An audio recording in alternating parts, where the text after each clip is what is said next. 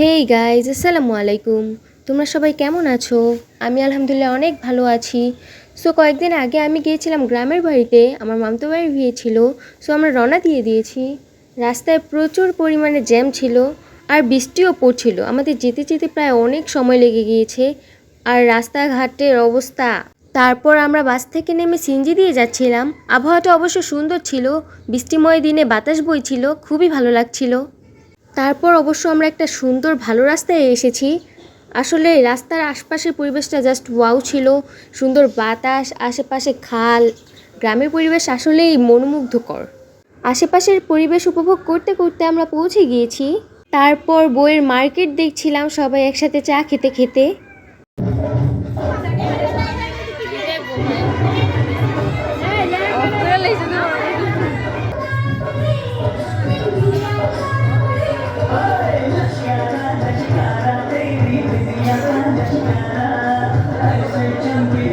তারপর বরকে মেহেদি দেওয়া হচ্ছিল আর নাচ গানও হচ্ছিল।